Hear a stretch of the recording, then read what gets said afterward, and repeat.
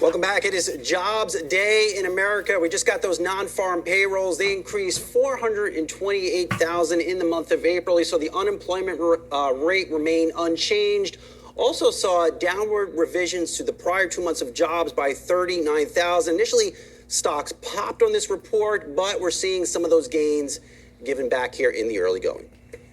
Well, let's bring back our guests into the conversation. We're continuing our jobs conversation with Miller Tabak, Chief Market Strategist, Matt Maley, and Michelle Girard, who is the head of U.S. for NatWest Markets. You know, as we continue to think about this, Matt, looking at the reaction for the major averages right now, are we in a good news is bad news type of scenario? Because the Fed could perhaps continue to just look at this and that add fuel to the fire for their strategy on rate policy.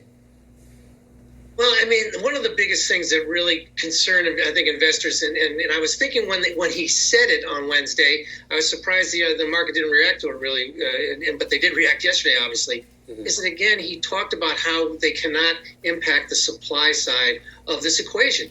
And, you know, usually inflation is very, very good. It's good because, you know, the economy is doing better. It's, you know, inflation is gradual. People make more money. They have better jobs, so they can afford the higher prices. When it's supply driven, like it was during the 1970s when we had the oil embargo from the OPEC oil embargo, it's the same type of thing. People can't afford those higher prices, so they have to pull back from other areas so they can, you know, pay their rent, pay their mortgage, and put food on the table. And that's what the big problem is. It's going to take a while for this to play out.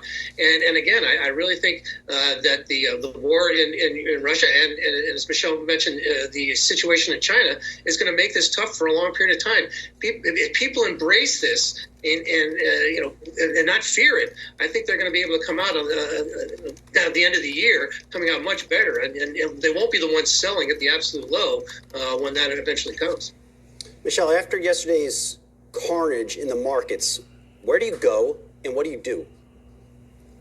Well, I mean, again, we're not an equity shop, so I can't speak to specific equity or investment strategies in that realm. But, you know, I think, you know, as Matt was saying, you always want to take a longer term view. And the actions that the Fed are taking now are incredibly important to put us on a sustainable growth path. You know, if the Fed were not being aggressive on inflation, as we were talking about, far more debt. But they're not being aggressive, guys. They're doing the bare minimum. They all have these same talking points. They're not being aggressive. They're being aggressive. You would have done 75 or 100 basis points. It's that simple. Hell, you would have done more, 200 basis points, because you need to catch up. To U.S. economic health, to have inflation that just continues to move higher, then you get into a situation where ultimately the Fed does have to engineer a much sharper downturn in order to eradicate it. And so you do want the Fed to be moving quickly, in my opinion, to get policy to a more appropriate stance. There are supply issues, but there is also very strong demand. We are still seeing strong demand as a continuation of persisting from all of the stimulus that we saw on both the monetary and the fiscal side to consumers, to businesses. That has really helped to sustain Yeah, but that means we haven't earned anything, guys. Like, nobody's earning the money. What happens when that stimulus runs out? All this shit ends. That's what nobody's acknowledging. It all ends. It all ends. Strong underlying economic fundamentals. And again, there are actions that the Fed needs to take to be sitting with interest rates this far below the neutral level at this point in the cycle with this kind of inflation is just not a situation the Fed is right to be looking to address. All right, so we got to take our medicine. Matt, I'll ask you the question then. Where should you go in this market? Yeah, well, I mean, we learned in the 1970s, and you look at history in the past, hard assets. And this is one of the reasons why, the energy stocks continue to work well. And I think we'll see some pullbacks from time to time. Nothing moves in a straight line, but I think energy, agricultural names, the Archer Daniels Midlands of the world, that may not be the sexiest names in the world, but they're ones that are going to do very, very well. And they're shouldn't go down. They'll certainly outperform. And it's funny too, is that everybody's worried about this issue of a real estate bubble. But we're not, people aren't buying it with 5% down and buying a third house with 5% down, hoping to flip it. They're buying it to live in the houses. In the 1970s, owning a home was a great hedge against inflation. So people need to be a little bit careful about moving out of the house and starting to rent.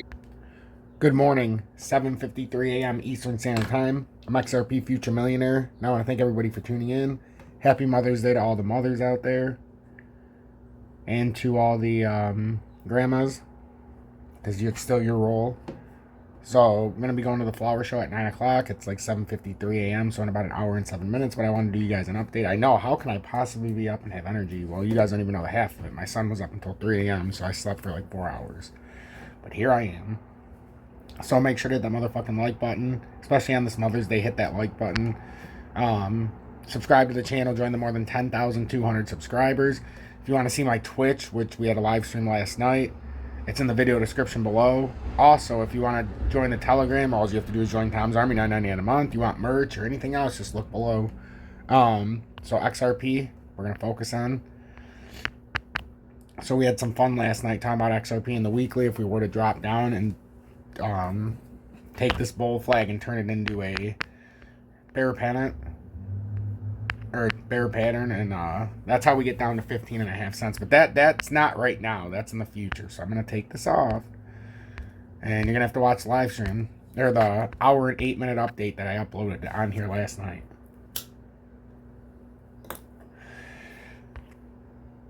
So we have a weekly engulfing candle.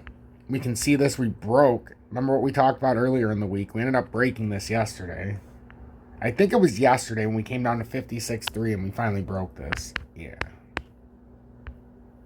We came a little bit lower, but 56.375 is where we hit last night. So that broke like I thought we would this weekend. We ended up breaking this low, the session or the pattern low at 56.5, so we absolutely came through. We drew that triangle out. I just free-handed that in there, and I told you once it broke that, it was going to continue and hit that blue line below it, and it broke that and hit the blue line below it. I kept it real simple. Now we're at a technical double bottom, but I believe we're going to fall through. I believe this is nothing. I think we're going to just fade away. We have no volume, and I think our next step is down here at 52 cents. I haven't wavered. I said we're on a bearish continuation when the weekend started, and now we've created another bearish continuation. Every time we get any volume, we just bring it right back. So XRP is looking atrocious. This is what you need to know this Mother's Day morning. You guys need to stay safe. Spend it with your moms if you have them left. Spend them with your kids if you are a mom.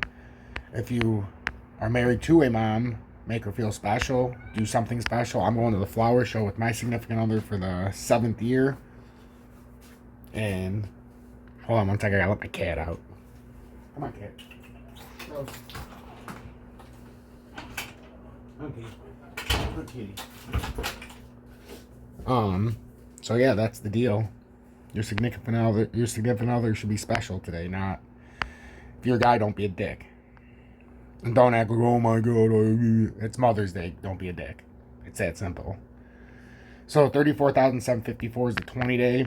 And this is one of the, when you see these S style, it's a W, but it kind of looks like it's an S or an 8. These are bearish. They're reversals because you don't have enough strength, so they're kind of like sidewinding. So yeah, you could do something like that, and then you're just going to pour out. So this is very dangerous this morning because it's really looking like we're starting a bearish continuation. And sometimes these do this at the end, and then so just be very careful, guys. This is not the ideal trading situation. Make sure to hit that like button. Join Tom's Army. We're going to end it with this. Remember, guys, hashtag be better, do better, hashtag FUD assassins, and remember, help one person each and every day, because if I don't do my part and you don't do your part, what the hell's the point? And I hope you like the background on here now. So I added it. So I took a picture of my face and turned me into an emoji. That's what it came up with. So I don't think it looks bad. I think it looks pretty close. I look more like my cousin Chris than I do of myself, I think. But see, I always picture myself as the fat guy from 20 years ago. Because, 2 decades ago I was fat. And now I look at myself and it always surprises me. I know I'm skinnier, well, skinny, but when you were fat, you always have that mindset, no matter how many years it's been. So whenever I see myself and the way they portray me, like they portrayed me as really skinny, and Julie's like, well, see, how they portrayed you, and I'm like, well, that's got to be a lie. He said, no, it's not. And I'm like, well, I still got the fat man mentality then. So, Twitter. I just wanted to go over, I love this still. Stillmatic, I thank you for sending me this. I love that.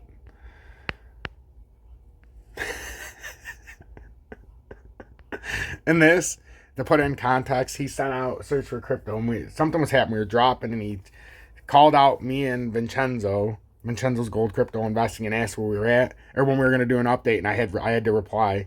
I just put an update out. It was there before your tweet. And he sent this back.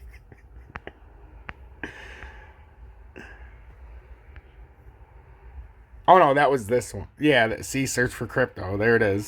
That's what he asked. And then I commented back, update's already out. And then he put that. What a beautiful. Take it easy. Yes, it's only $9.99. Join Tom's Army. UB2B. Bob, Bob, Bob. I love these. Bob, Bob, Bob. Just join Tom's Army. So UB2 Sob's waiting for his new phone to come in. And then we'll have some more stuff. So... And then this was about London Real from Yana. Thank you, Yana. You made my morning when I read it. All right, so we're going to leave you with this motivation. We all do things that we're not happy that we did, but that doesn't mean that's you now. I don't want to hurt anybody's feelings. I think people that hurt people's feelings, even if you justify it, you know you did something, and I think that fucks with your head, and it devalues you in your own eyes. You're not a hero in your own eyes. You're not someone who you respect. You know, you're doing what you got to do to get by, but ultimately you're not respecting yourself. And I think we all have a certain amount of appreciation and respect for hero figures. You know, like we all look at like the guy who never lies and always does the right thing and fucking helps everybody out, and that's the John Wayne character. You know, that's the ultimate hero. And when you look at your own life and you don't stack up, you're a thief. You stole money from your wife's purse, and you know you don't want to smoke cigarettes, but you fucking have to. You can't deal with the stress. You smoke.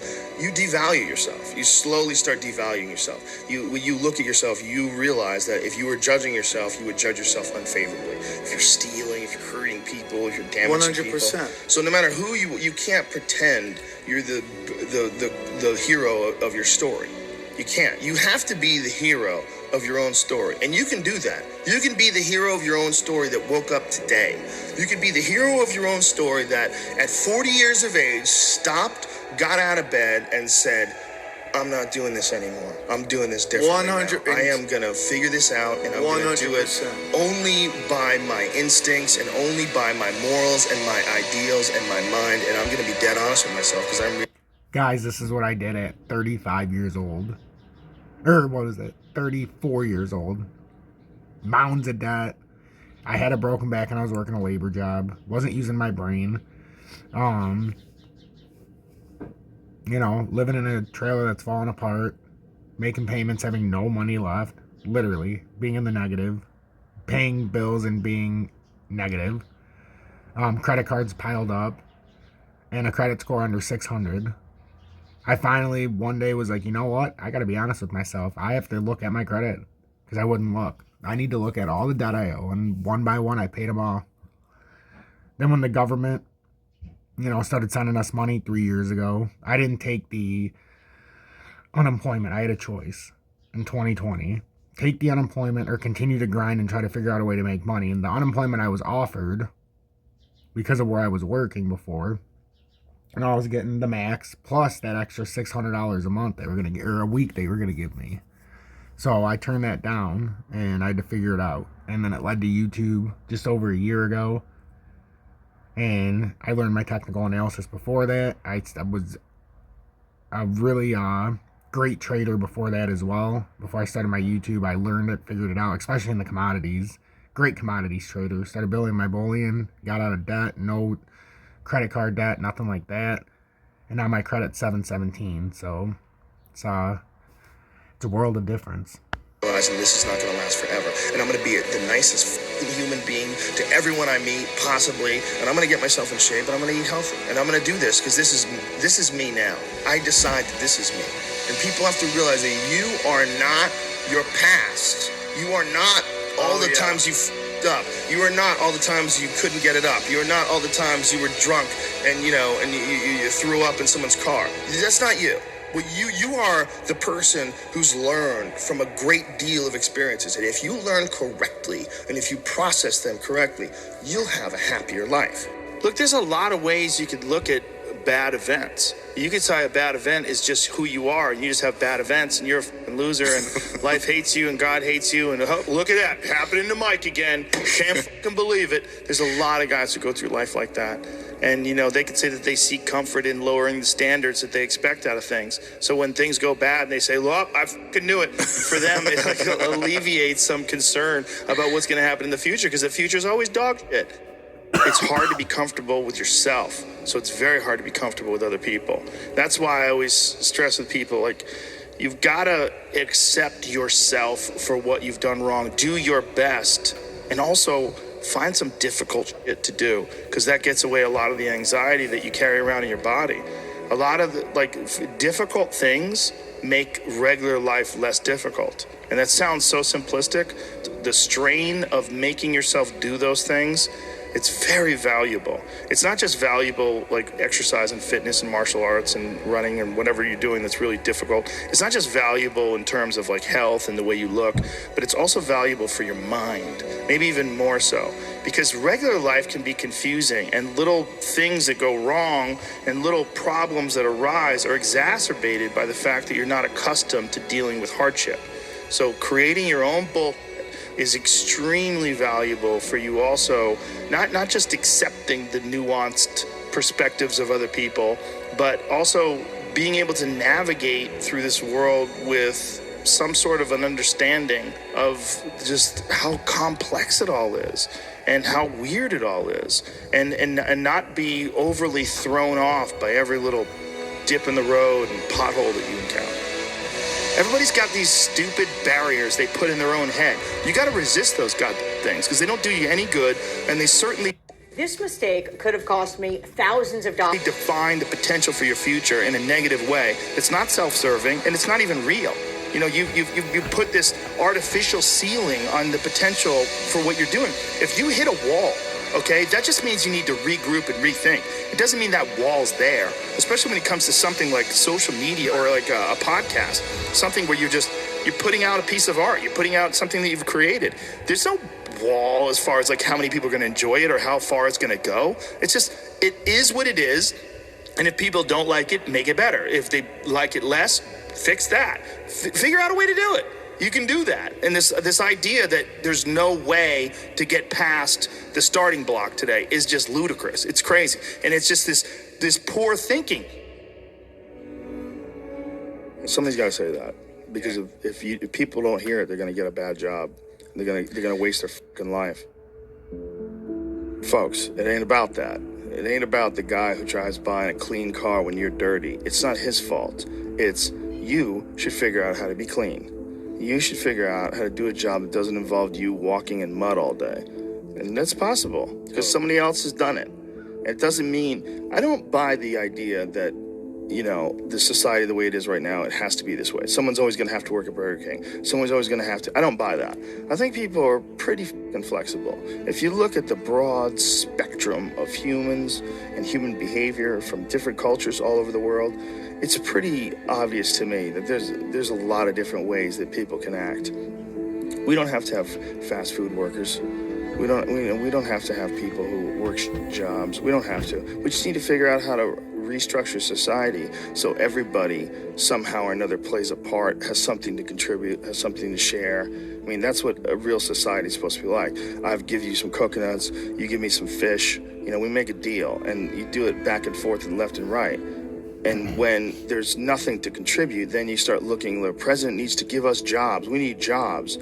So instead of something to contribute, you just find something to do with your time.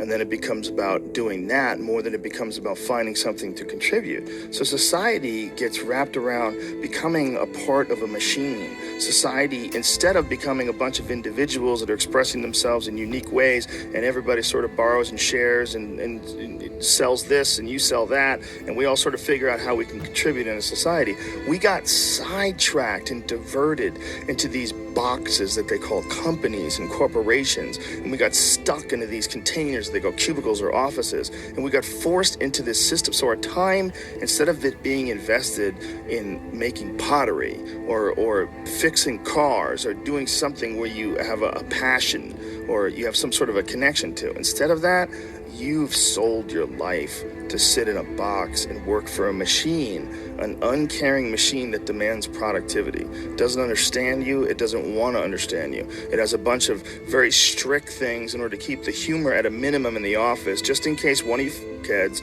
says some stupid sex jokes to get them sued and they have to give somebody $1 million.